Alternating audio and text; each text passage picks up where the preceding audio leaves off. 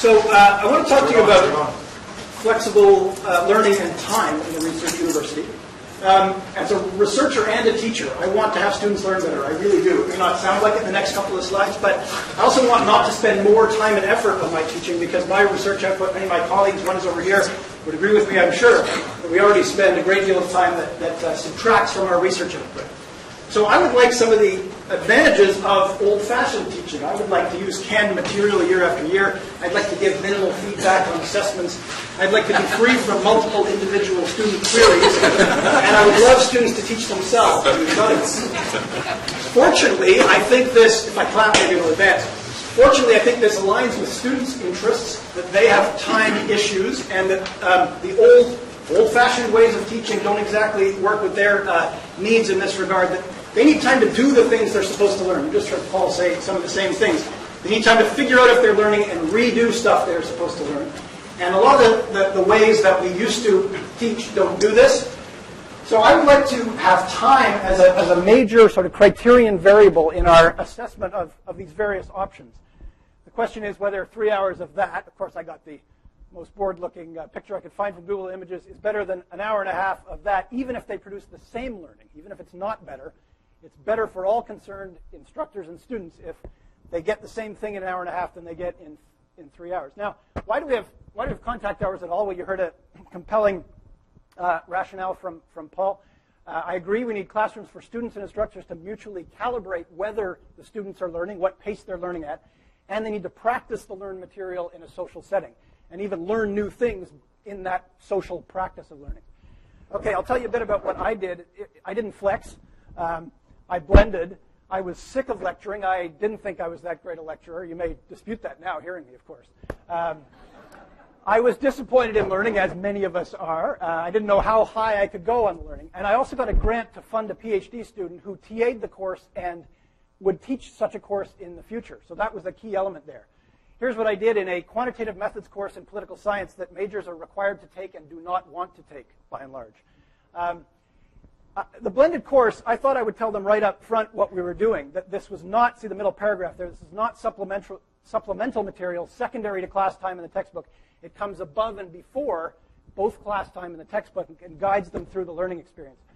So this is a flexible delivery of content, but in fact it's less flexible than a textbook. You can't bend it, and it might be harder to read on the bus and the SkyTrain than a flexible textbook. In fact, it was a lot like a distance education course in the sense that it was designed as a progression through a number of learning materials. Here's an example, and I'm sure any distance and blended course will have these kinds of features, but this is the week's introduction to the topic of regression.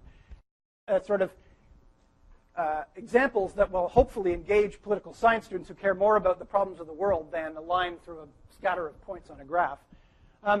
One of the advantages I found was that I was always terrible as a lecturer at working in parallel with the textbook and drawing the links from what I was doing in class to the textbook. I found this essentially distance model of teaching much better at being able to go back and forth to the textbook and talk about why the textbook does what it does at certain points and what the students could learn from it.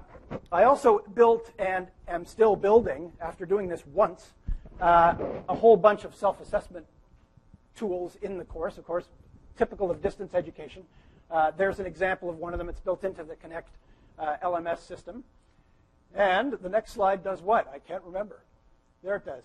So in class, what did I do? Well, I had already wanted to do tons of activities in the class. And up there you see a couple of examples of Google Doc spreadsheets that I had students all have on their laptops and input data live in the class.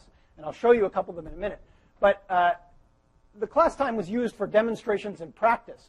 It didn't have any element of attendance or assessment of pre-class learning, which I think is probably an issue that I need to address in the class going forward. Here's a demonstration where we spend the whole class flipping coins.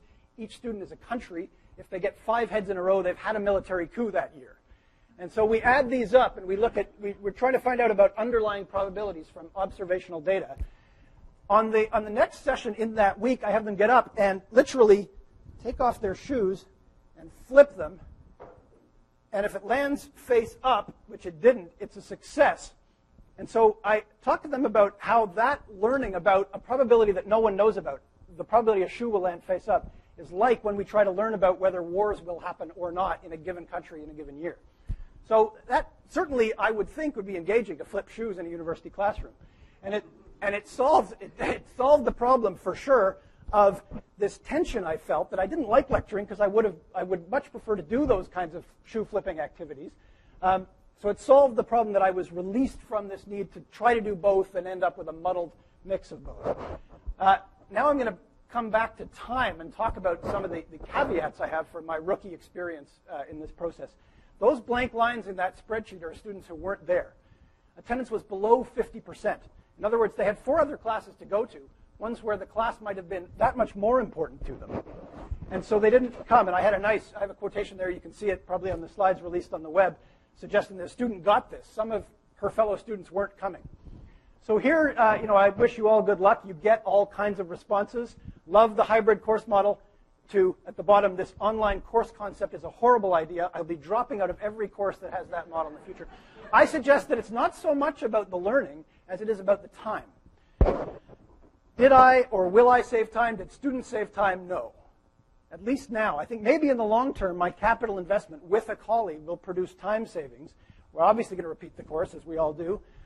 It may be less prep time in the long run. It's sure more fun to flip shoes than deliver the formula for a standard deviation. I don't have any reduction in student queries. It's not helping me on that front yet. So I want to suggest that I'm out of time. And the conclusion is the incentives aren't right on the time front for research faculty to engage much in this yet. We need to provide those incentives, as Professor Toop said. And we have to think about students trying to engage at this level with 5 courses simultaneously and their time management in this context. Thank you.